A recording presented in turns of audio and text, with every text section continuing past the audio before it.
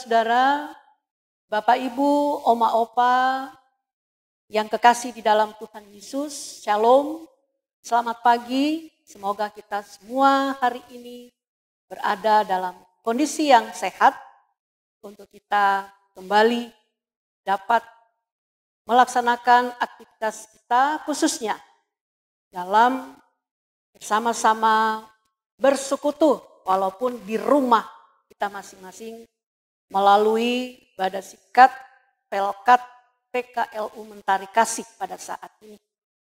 Dan saat ini, saudara-saudara, kita akan bersama-sama merenungkan bahagian bacaan Alkitab sebagaimana yang terdapat dalam renungan Sabda Bina Umat pagi hari dari kitab Amsal pasal 17 ayat 1 hingga ayatnya yang ketiga. Mari kita semua mempersiapkan bacaan Alkitab kita pada pagi hari ini. Amsal pasal 17 ayat 1 sampai ayatnya yang ketiga. Kalau kita semua sudah mempersiapkannya, mari kita satu di dalam doa. Kita berdoa. Ada ucapan syukur yang kami panjatkan di hadapan hadirat-Mu Tuhan. Karena siapakah kami kalau pada pagi hari yang diberkati ini, Tuhan boleh kembali menyatukan kami, untuk kami bersama-sama sehati sepikir, di dalam kami merenungkan akan bahagian dari kebenaran firman Tuhan. Untuk itu, ya Bapa di surga, berkati dan urapi kami dengan kuasa Roh Kudus-Mu, sehingga apa yang boleh kami baca, kami renungkan, kami dengarkan pada pagi hari ini, Tuhan menjadi berkat di dalam kehidupan kami, sehingga kami juga boleh menjadi saluran berkat-Mu. Demi Yesus Kristus, firman yang hidup itu, kami berdoa. Amin. Baik Bapak Ibu, Saudara-saudara, Amsal pasal 17 ayat 1 sampai dengan ayatnya yang ketiga. Saya mau sama-sama membacakan untuk Bapak dan Ibu sekalian yang ada di rumah masing-masing, dan bagi yang dapat membaca dengan jelas silakan. Amsal pasal 17 ayat 1 sampai dengan 3 yang menyatakan, lebih baik sekerat roti yang kering disertai dengan ketentraman daripada makanan daging serumah disertai dengan perbantahan. Budak yang berakal budi akan berkuasa atas anak yang membuat malu, dan akan mendapat bahagian warisan bersama-sama dengan saudara-saudara anak itu.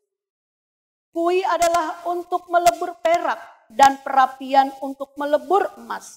Tetapi Tuhanlah yang menguji hati.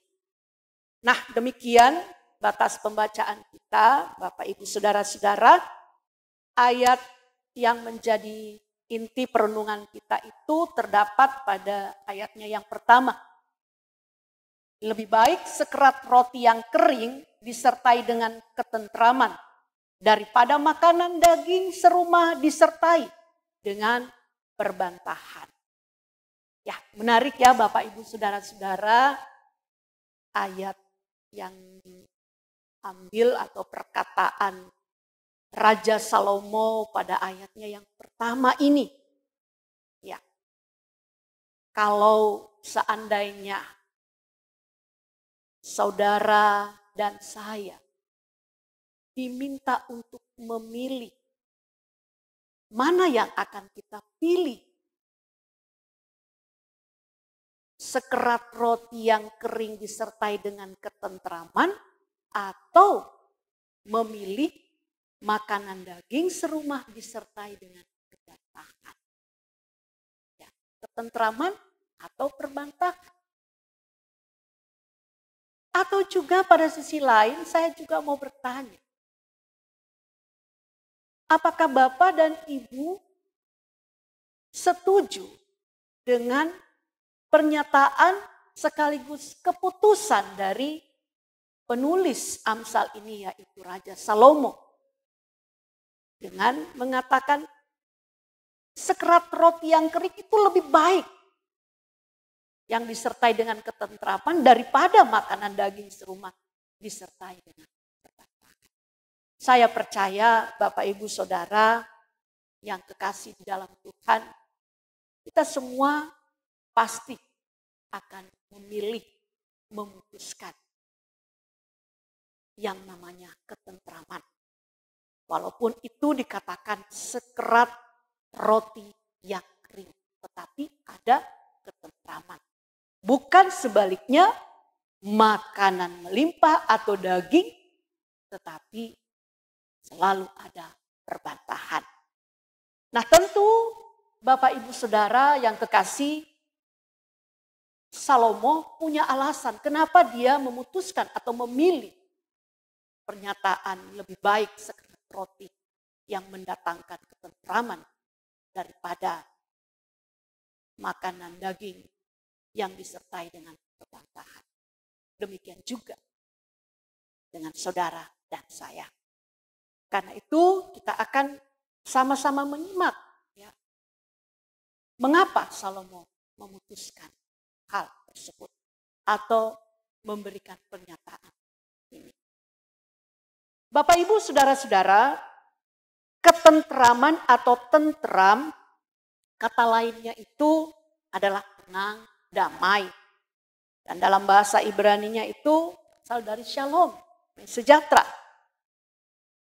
Kita tahu bersama semua hal yang terkait dengan arti shalom itu, saudara-saudara, mencakup banyak hal. Ya. Karena shalom, damai sejahtera itu bisa berarti selamat, bisa berarti dia tenang, sukacita, damai, tidak ada perselisihan, tidak ada peperangan, dan lain sebagainya. Dan yang menariknya, pengertian ini, situasi itu tidak dibatasi dengan kondisi apapun. Ya. Sehingga dalam situasi apapun, senang atau susah, orang yang memiliki damai itu akan tetap merasakan damai atau ketenangan yang bersumber pada kata shalom. Nah, saudara-saudara yang kekasih, sementara kata perbantahan maksud saya, kata perbantahan sebenarnya di sini kata Ibraninya itu rib, menunjuk pada pertikaian, juga pendakwaan di pengadilan, pertengkaran, perkelahian, bahkan peperangan. Ya. Dan itu saudara-saudara kita tahu sumber dari perbuatan-perbuatan ini, sikap-sikap ini dalam Galatia pasal 5 itu merupakan dikatakan perbuatan daging. Ya. Keinginan daging yang bersumber pada iblis. Dan tentunya membawa pada kebinasaan. Nah, sekarang Bapak Ibu yang kekasih dalam Tuhan. Pertanyaannya adalah, apa hubungan antara sekerat roti yang kering dengan ketentraman dan makan daging dengan perbantahan? Di sini penulis Amsal sebenarnya memakai kata-kata ini sebagai hiasan. Makan daging dengan isi rumah, ya, yang menggambarkan suasana istana. Di sana dipenuhi dengan daging yang berasal dari hewan yang tambun. Dan itu sebenarnya hiasan atau gambaran sebuah pencapaian. Pencapaian di sana ada kenyamanan, ada juga kesenangan, ada harta yang melimpah, ada kekuasaan, ada jabatan, ada kehormatan dan lain sebagainya. Ya. Ini yang dimaksud dengan kiasan tadi, ya, makan daging. Nah, yang kita sama-sama tidak dapat pungkiri Bapak Ibu Saudara-saudara yang terkasih. Banyak kali terjadi ketika berada dalam situasi suasana yang nyaman, di sana ada kelimpahan, kekuasaan, jabatan, kehormatan, dan lain sebagainya. Sangat jarang terdapat sikap mau atau rela untuk menghargai satu dengan yang lain. Ya, karena di sana merasa diri paling hebat, paling pintar, paling benar, paling saleh, dan lain sebagainya. Dan ujung-ujungnya dari sikap merasa diri paling nyaman, paling kaya, paling tinggi, dan seterusnya adalah perbantahan. Kenapa terjadi perbantahan? Karena merasa diri paling benar. Sementara yang lain, orang di sekitarnya dipandang sebagai orang yang tidak berarti apa-apa. Tidak didengarkan suaranya, bahkan dipandang sebagai orang yang salah dalam segala hal. Nah, tidak heran kalau kata rib dalam bahasa Ibrani ini juga dipakai pada kata yang menunjuk pada sebuah tempat padang gurun, yaitu Meriba. Di sana terjadi perbantahan antara bangsa Israel yang saat itu sebenarnya sudah merasakan kenyamanan, kesenangan atas pertolongan penyertaan Tuhan. Apa yang mereka butuhkan Tuhan siapkan, ketenangan, juga keamanan Tuhan nyatakan dalam tiang awan, tiang api, mana Tuhan berikan kepada mereka. Tetapi itu tetap membuat mereka tidak merasakan bagaimana karya Allah dalam hidup mereka. Karena mereka menganggap bahwa diri mereka itu benar. Bahwa apa yang mereka alami itu semata karena keberadaan. Sehingga yang ada mereka justru jika menghadapi kesulitan mempersalahkan Musa, juga mempersalahkan Tuhan.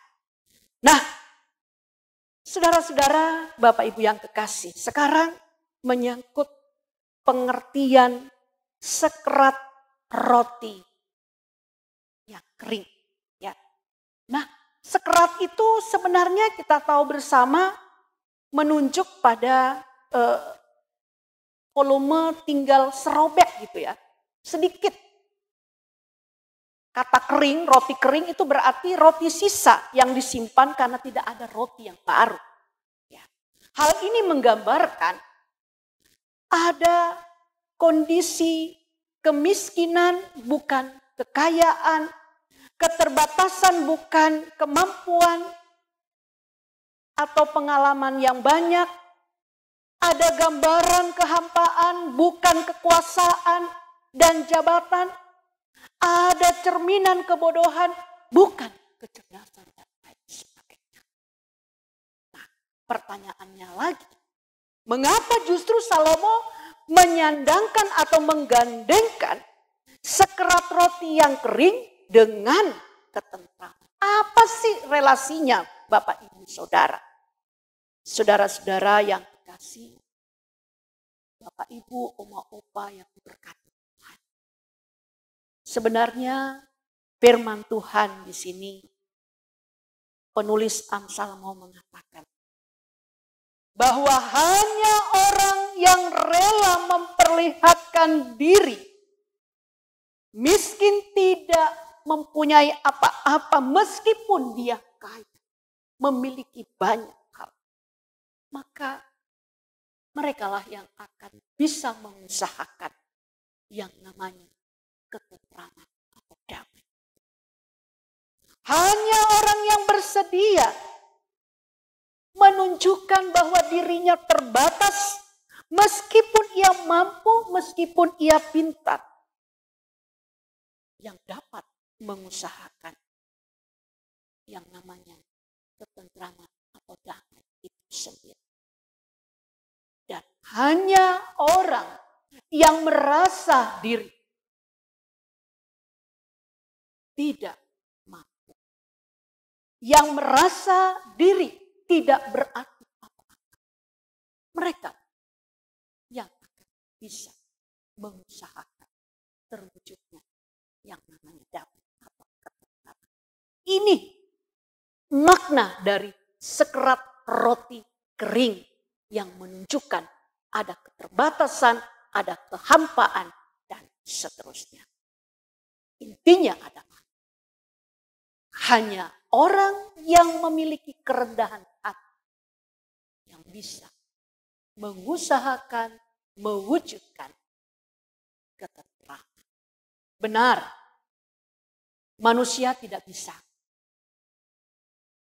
mengandalkan kekuatannya untuk menghasilkan damai atau ketentraman. Karena sumber damai itu hanya Tuhan.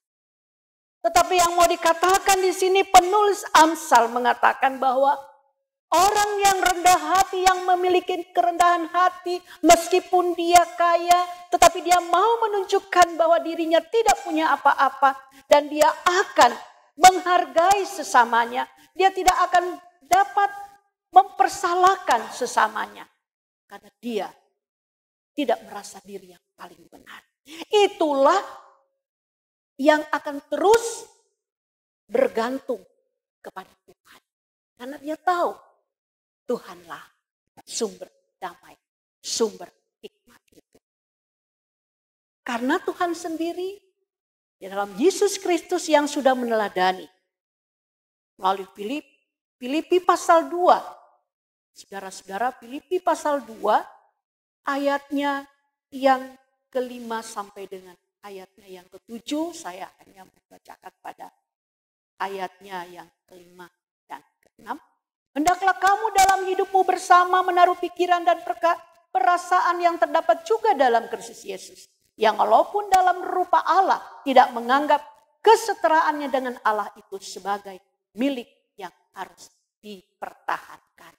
Inilah teladan yang Tuhan nyatakan dan biarlah juga mau mewujudkan hidup sesuai dengan apa yang disampaikan oleh Tuhan Yesus sehingga kita pun dapat mengusahakan, dapat mewujudkan damai, sejahtera, ketentraman dalam kehidupan kita di mana saja kita berada. Nah, terkait dengan tema damai itu indah, tema kita pada pagi hari ini. Nah, ini juga adalah bagian dari alasan Salomo ya mengungkapkan pernyataan pada ayat pertama dan artinya alasan saudara dan saya. Damai itu indah. Kenapa dikatakan indah? Ketentraman itu indah meskipun harus diusahakan. Karena saudara-saudara yang kekasih, kalau kita mengingat perkataan Yesus pada Matius pasal 5 ayat 9. Sana Tuhan Yesus mengatakan, berbahagialah orang yang membawa damai, karena mereka akan disebut anak-anak Allah. Ini adalah kebahagiaan buat Bapak, Ibu, Oma, Opa, saudara dan saya. Tentunya bukan hanya di bumi, tetapi juga ketika Tuhan datang kembali. Kita akan selalu memiliki kebahagiaan. Dan juga ini adalah bagian dari panggilan kita. Sebagai orang tua yang lanjut usia, kita juga punya tanggung jawab meneruskan, mewarisi kehidupan yang dipenuhi dengan damai.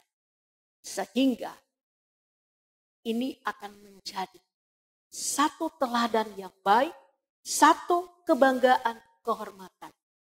Baik bagi anak cucu kita seperti yang dikatakan pada ayatnya yang ke-6 dalam pembacaan kita pasal 17 ayatnya yang ke-6 di sana dikatakan mahkota orang-orang tua adalah anak cucu dan kehormatan anak-anak ialah nenek moyang mereka. Biarlah kita boleh terus mewujudkan hidup dalam damai sejahtera, sehingga kita pun akan mewarisi sebuah harta yang tidak akan pernah lenyap, yang akan terus dibawa saat ini bahkan selama. Tuhan Yesus memberkati kita sekalian. Amin.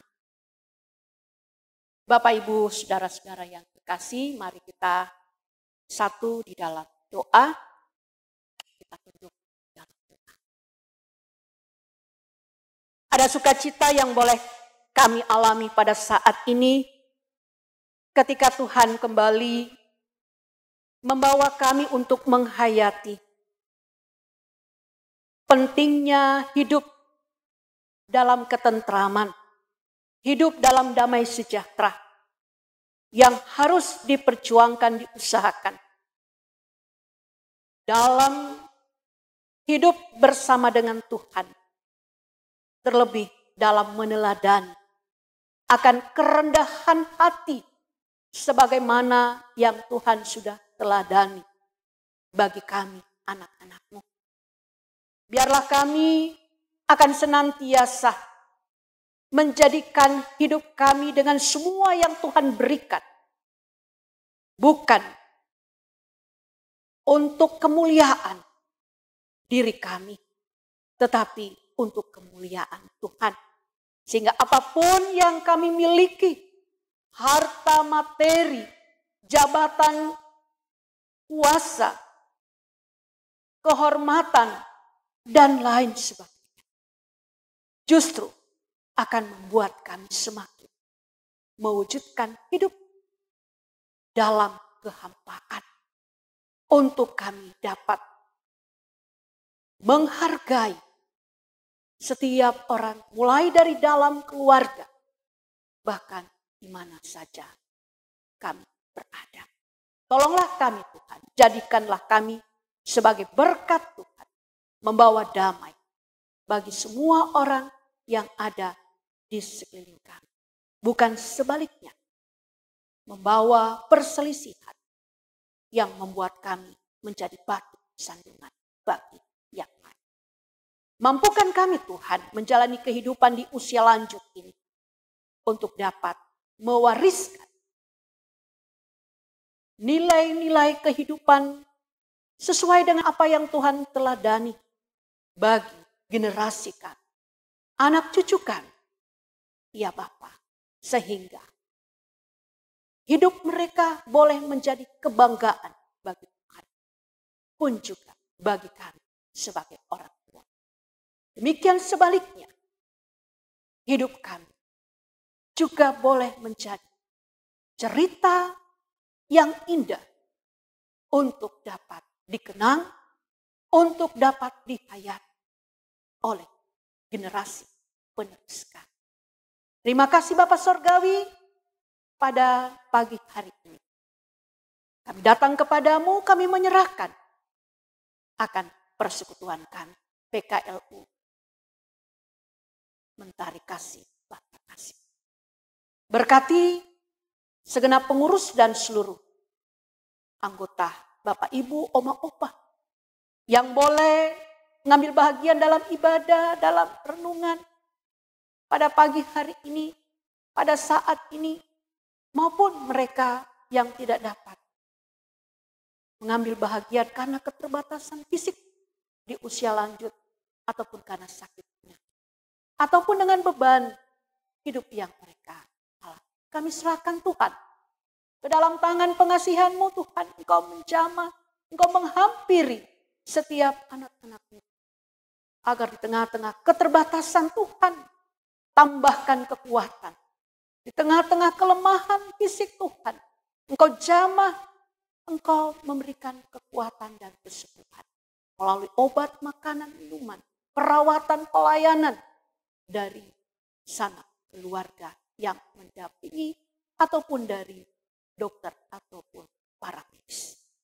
Terima kasih Tuhan, kami bawa dan serahkan kepadamu akan semua anak, menantu, cucu kami sanak keluarga kami yang ada bersama di rumah maupun yang terpisah.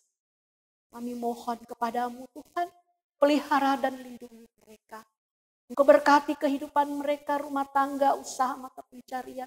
Terlebih kami mohon perlindungan Tuhan dari wabah COVID-19 yang masih berjalan sampai pada saat ini. Kami serahkan sepenuhnya ke dalam tangan pengasihan Tuhan. Kami pohonkan juga pemulihan Tuhan bagi segenap umat Tuhan di muka bumi, di negeri kami. Tuhan pakai kami bersama dengan pemerintah, dokter, para medis, aparat, tim gugus COVID. Ya Bapa, di dalam upaya memutus rantai penyebaran COVID-19 ini. Terima kasih Tuhan, kami percaya ada saat Tuhan tentukan. Kami boleh menikmati pemulihan yang sesungguhnya. Bapa Sorgawi, seluruh keberadaan kami semua, kami bawa ke dalam tangan pengasihan Tuhan. Tuhan sambut kami dan berkati kami hamba-Mu juga bersama dengan tim multimedia. Kiranya apa yang boleh kami terima dan kami lakukan berkenan di mata Tuhan dan menjadi berkat bagi kami sekalian. Ini doa dan syukur kami yang kami panjatkan di dalam nama Tuhan Yesus Kristus yang adalah Tuhan dan Juru Selamat kami yang hidup. Amin. Demikian Bapak Ibu Saudara, Oma Opa, ibadah singkat kita pada saat ini kiranya menjadi berkat bagi kita sekalian. Salam sehat selalu. Shalom.